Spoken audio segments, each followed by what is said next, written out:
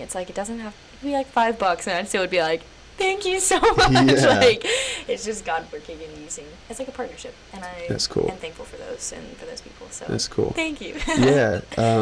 So typically with my guests too, around like the end of the show and whatnot, I do rapid fire questions just to like kind of find out what you like and everything. Yeah. So we'll do some of those. But starting off, what is your favorite movie or top 3 favorite movies? Oh my gosh, this is such a hard question. Nah, I don't know. Okay, they're all like like Nicholas Sparks movies. Embarrassing. Next question. I love Safe Haven. Such a good movie. Cool. The Last Song's also such a good movie. It's one of my favorites. Like, if I have like go-to movies, I'm like, okay, I'm gonna go watch this. Yeah. That would be like 2 of them. I don't know what my third one would be. Oh gosh. I will say at the end of like Safe Haven, it threw me when right? she was a when ghost. She was the angel. Yeah, she like comes out. And you're like, what? Spoiler alert! If you haven't Yeah, seen Safe sorry. Haven, whatever, Whoops. it's been out for years. Yeah, I mean, maybe like, yeah, you won't know who we're talking about. It's okay. Yeah. Just go watch it anyways. Yeah. It's good. I don't know what my third one would be. Okay, cool. No worries. What is your favorite book or top 3 favorite books? I love reading. I've read a lot of books. So that's why this question is also hard for me because If you get a top like, 5 or a like top anything, 10, go for so it. Seriously, many. yeah. Yeah. Let's see. So there's this book called Captivating that I read. Is that by John Eldridge's Yes, wife? Eldridge. Yeah, John and Stacy Eldridge. John and Stacy. Yes, Yeah, because I he read wrote Wild at Heart. Yeah. Yeah. Yes, and that book, no joke, changed my life. Like, Sweet. crazy, super good. And I'm going into right now more spiritual books that have really like led me and been very beneficial for me. There are lots of other books that I just like love. Like, I love To Kill a Mockingbird. I know that's a really like old book that you read in book school. is dope. But I love that. love it so much. But yeah, so Captivating, and then this book that I've been reading with Andrea the past like few months. It's called Father God. Also, I'm literally reading that book right now. I really. I'm actually about to get it on tape because I'm very auditory and whatnot. Yeah. But yeah. Do you know Tony Gore? Yeah. Yeah. So he recommended that book to me. Yeah, it's Yeah.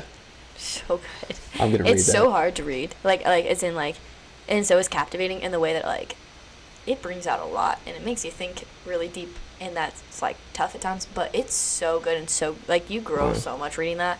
But yeah, so like those are 2, and then I answered 3. That's 3. Yeah. Yeah. If you got another one, go for it. And then we've got a Really? freaking fly in I know here. the fly flew in my face. I was like, woo. I'm in a basement and there's like a fly. Okay.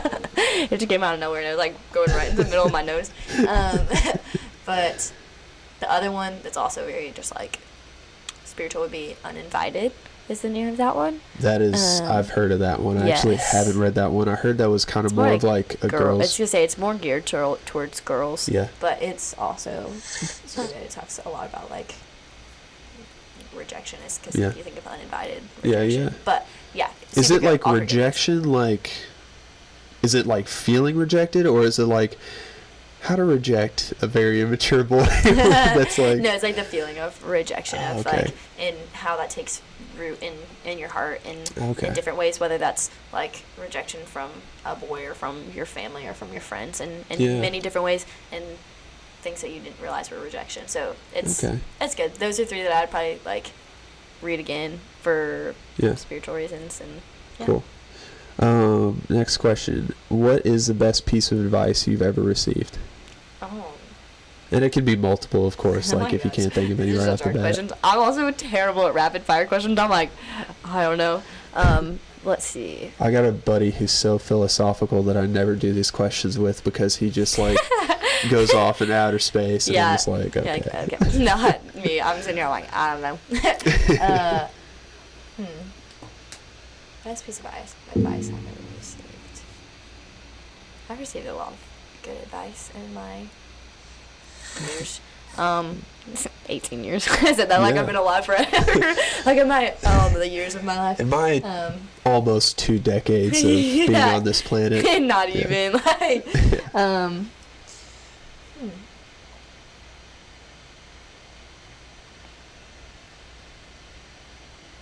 my gosh, I have no idea. No worries, I can come back to that one. Yeah, come back to that one, because all of a sudden all the pieces of advice I've been given have just, like, left me. No worries.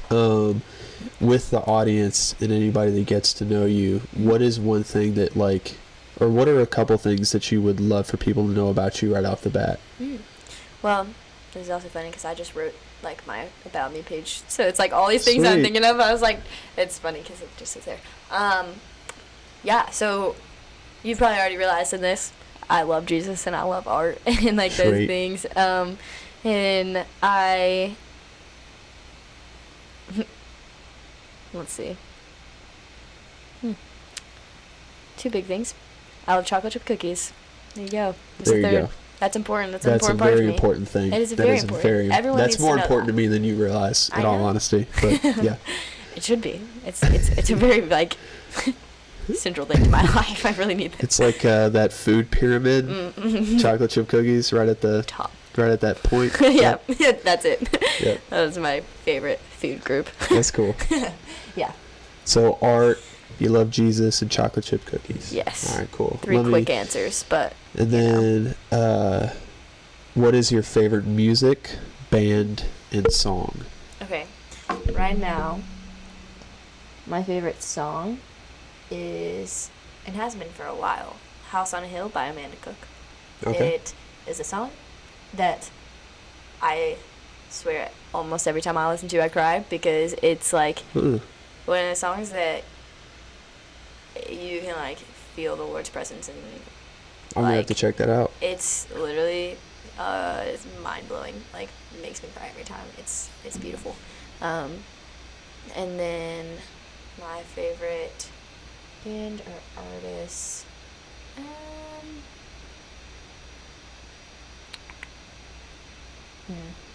I really like the band Camino. I'm listening to them a lot. The band Camino. What kind of music? It's, I don't even know how to explain. I don't even know what, like, genre they fall under. They're coming to Louisville in September. Okay, cool. September Do you know what they'll be 17th, playing? If anyone wants to come. Mercury Ballroom, maybe. I bought the tickets a while ago. Now I don't remember. So Do let me see what is it genre like of music they are. instruments or like K-pop or like techno? Or? Can I hear this song on here if I play? Yeah, this? yeah. Go ahead and play it. Oh my gosh, that scared me. Hang on.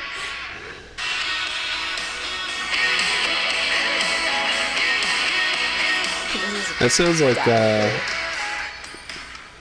that's like that it's not like ska, but like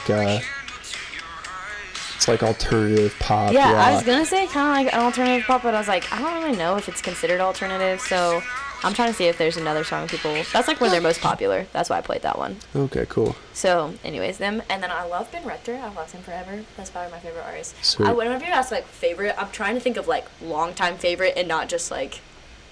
Because I have, like short up-and-coming... Yeah, yeah. I'm, like, I feel like ever have loved, like, those people. It's like a solid go-to, like, band or something that it's like whenever it comes on, you're just like, I can always listen to that. You're like, you know, you're like, I don't know what I want to listen to, and you're like, oh, of course I'm going to listen to that. Honestly, mine is, even though he hasn't been around in a while, like Khalid. Yes, I love Khalid. Whenever he's on, I'm like, that's also, turn it up. Yeah, that's also true. He's so good. I was watching The Voice, and he was on it, and I was like... As not like a judge? Or? No. He was like they call him like mentors or something like that. He was like training them. Jeez. And that kid's like 20. He's so young, but he's so good. And he was so happy. And I was like, yeah. Okay, it sounds like I like know him or something. Well, honestly, though, whenever he sings, though, I'm like, you're just trying to help people relax, aren't you? Yeah, like, right? You're just trying to get people in tune. Yeah. And that's it. Like, emotions. whenever he was like training them and singing, that's like he was just talking about he's like just vibing. He's like I love it. That guy's awesome. I know, super cool. Cool. Next question. Do you believe in aliens? No. Not at all. No. Why? This is important. Because I don't know. Because there's just no evidence of them. Really? Yeah, there's nothing. Any evidence that you know about or anything, or nothing? None that I know of. I should say. You know. None that I know of. So I don't know. I just think like there's no evidence of any life outside of Earth. So cool. I don't know. so like outer space, nothing really out there, but like nothing really out there. But like spiritual warfare and stuff like that. Yes. Do you ever like really kind of think about like what goes on in the spiritual realm, and like are you pretty I know some Christians that are just kind of like and like they kind of avoid it because they don't want to come off like they're weird or something, but do you ever talk about stuff like that? Yes, I've how do you feel about that? Somebody said something the other day actually that made me think about this. They were talking, I think it was Chris Morgan with FCA maybe, but he was talking about how like if you're not like butting heads with Satan and like running towards him, that you're probably running with him. Yeah. And I was like, oh, dang, that's tough. But it, I was and I was gonna share this earlier, but I didn't know like where to, so it's kind of a good time, I guess. I mean, even like recently with like getting into this season of fundraising and like waiting and knowing big things are coming, like I've just experienced a lot of spiritual warfare and a lot of like just spiritual attacks and what kind, if I may ask, like specifically? I think of more so like probably emotionally, in ways of like if I think back, and this could get like so deep, but like if I think back to the time of like when I was in a really rough place and all like the thoughts going through my head and knowing like not really feeling like I had a purpose here, like you were talking about like somebody else could live my life so much better than I could, like those kinds of things. He knew that like Satan was like prohibiting me from moving forward with like what the Lord had for me, but then of course the Lord like freed me from that and has brought me to this place. So I think now like as I am like preparing for this big thing to happen, he's kind of trying to bring back those past things of like, somebody else could do this better, like you're not your purpose, like you have no purpose. And so for me, I have to remember first of all that like Jesus has already won, and he's we have these battles, but he's won the war.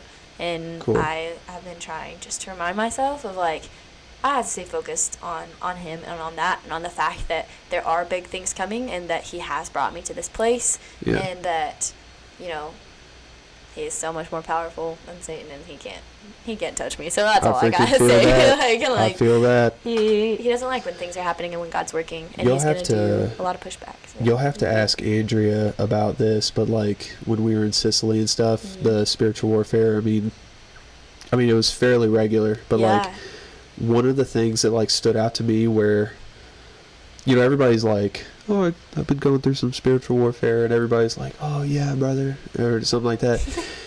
But after like that night, we were all like, whoa.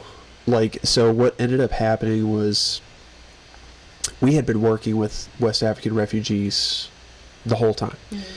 And it was establishing relationships, it was learning about the culture, it was just building a ministry out there. And 2 nights before we were supposed to go home, like 2 or 3 nights, 3 of them called us on like our phones that like we receive out there, because we can't use our phones out there, but 3 of them call us and they're like, we've talked about it, we want to join the Christian family, like we want to get baptized. And this was at 11 o'clock at night. And it was like sun was down. We're not supposed to leave the apartment complex and all that, but they were like, but we got to talk to you. Like, we're crying over here. Like, we just need to talk about it. We're like, okay, we'll be right over. Like, we're going to go. And it was like 8 of us there. And I was the oldest person on the trip. Not the most mature person, but I was the oldest person on the trip. And right when like we were like, okay, we're coming over, and we cleared it with the host family that like we could leave the apartment complex, right then and there, like something happened, and you'll have to ask Andrea about it, but it was like everybody's emotions just like went so raw and like so intense, and like we literally all started arguing with one another. We were like, we were like, are we going to take the subway? We was like, no, we're just going to walk. And we were like, why would we walk? We take the subway, or like all this, and just started. It was like dogs barking. And then literally Ryan Franklin, Ryan Franklin, bless his heart. He like literally goes, guys, this is Satan, like trying to literally tear us to pieces right now, because we're about to literally go and be successful, like in this moment. You're advancing the kingdom, and he doesn't want that. Oh, it was crazy, but like we literally all just dropped our knees right then and there, and like we were all just like, let's put our pride away here and just pray real quick. And then, you know, we went over there and talked to him and stuff. It was really cool, but it was like right when he said that, I was like, whoa. And like, what's happening? I felt like something was on me. I was like, get off me, you know. It was really, but no, I'm definitely like, I believe in spiritual warfare and stuff. I've experience it. It's real. Yeah. But again, ultimately, God's already won. He's more powerful, and he's gonna take care of you. So that's what I'm trying to stay focused on. You know. Cool. And last question. Mm-hmm. Since this podcast is called Life on a Mission, what do you feel like your mission in life is, or if you had a mission statement? Yeah, I think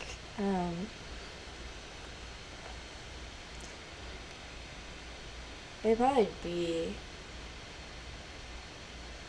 my life mission is just to like share the love of Christ, and to like to always, I know that's kind of a basic, but like to point people to him. And I started a blog like last month, and it's called Not Enough Blog. Nice. So my mission, I guess, kind of is involved with that name. So the meaning behind the name, it's like I've always struggled with not feeling good enough. Yeah. And I came to this moment with the Lord where it's like, he's like, you're not good enough. Like, I'm the one that makes you good enough. Right. Like, you know, he's like, and that's the beauty in it, because you're gonna fail, but I'm always constant. I'm always good enough. So bringing that in different ways to people, and like, so I guess my mission is for people to like to see and know that if they're living in Christ, so like he's the one that's good enough. He's the one that's gonna like gonna love you for forever, and he's the most important thing, and you'll never be good enough like without him, or fulfilled without him. Yeah. And it's kind of a weird mission, but yes, it's kind of like to make that known, to make his name known, and just to love people in that, and that's awesome. Be Jesus to them. So. Cool.